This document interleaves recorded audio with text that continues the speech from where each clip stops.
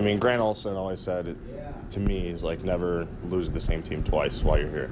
So, I mean, hopefully, I can do that while in my career here. And, I mean, they're a great team, though.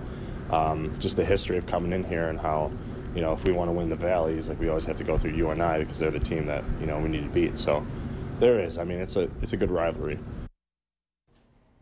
Great rivalry and obviously a redemption game as well. It was the only loss last year for the NDSU Bison. With us tonight for our Bison Breakdown segment, Beth Hool does the sideline reporting. Great job here in the sports. Thanks so much for you're having laughing me. at me for I am don't laughing know at why. you. I just wonder how tough this week is for you. And really, in case you don't know, Chris Berg went to Northern Iowa and played football there. So I just wonder how tough is this week for you? The emotional pull that you must feel. Well, since I'm only 24, it is kind of tough since I'm only a couple years out of college. But I know, I can't even imagine. I mean, geez. You poor thing. We had Nate Tangway. I know you got a great package coming up this weekend, which we'll show you more about in a moment about the defensive end coach. And the reason we're focusing on defense, #1 in third down conversions. Excuse me, #1 obviously in rush defense. They are just taking it to the other teams. What's been the key, and does UNI even have a prayer this weekend? I think where UNI has an opportunity in this game where they might surprise people a bit, they play with two different quarterbacks, which is always kind of tough to prepare for just because they play with two different quarterbacks. You're obviously not going to play two different guys if they threaten in the same way. One of the big things is that quarterback run game. Now, of course, where the Bison get a lot of practice in defending against that is against their own Carson Wentz. But they've got fast quarterbacks, they've got dynamic quarterbacks, so it's how they're going to be able to compete in that way. And they've got a new offensive coordinator this year, so that kind of takes away the element that NDSU benefited from so much last week against South Dakota State, which was having so much film and so many examples of SDSU's work. It kind of has a couple more variables in it this week with UNI. What I want to know from you is sort of the sense you're getting from the guys. You heard Tangway there say, hey, you know what, don't lose to the same team twice in your career.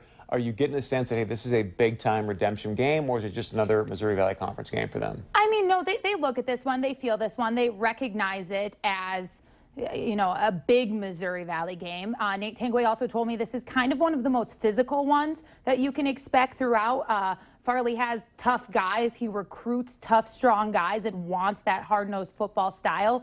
This is going to be one of their most physical games that they will play. Carson Wentz said today that what he remembers most about this game last year was watching them rush the field and how terrible that felt. And so I think there is a lot of motivation in this game. There is that hunger, that need for redemption in a certain way. You have one loss in a season, you're going to remember it pretty well. Well, the one thing, too, they lost their big, I think it was Xavier Williams, was the big nose guard last year, the UNI that was obviously causing problems. He's gone. They do have some good DBs. Carson Wentz hasn't thrown a pick all year. No, is he just going to go? Four pass attempts away from the NDSU record. Wow, pulling that out of the encyclopedia. So is he just going to go light this thing up this weekend, or what do you think?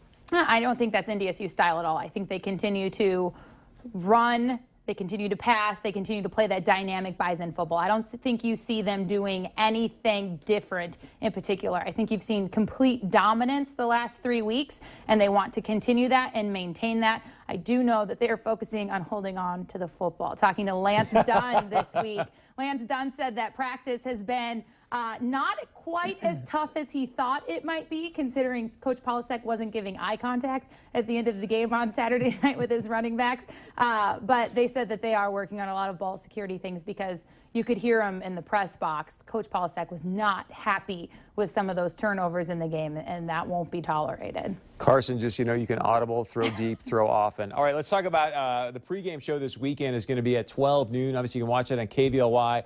Beth has got a great package about Jamar Cain. He's the defensive end coach, because this dude is doing a phenomenal job, obviously getting guys in the NFL, but also just watching, -4 yards rushing last week. I think UND might have had 4 yards rushing. -8 it's been yards amazing. net over the last 9 quarters of play is what they've held teams to. So let's play a clip from Jamar's interview and the story you got coming up this weekend, and it'll give you a chance to talk more about your conversation with him, okay?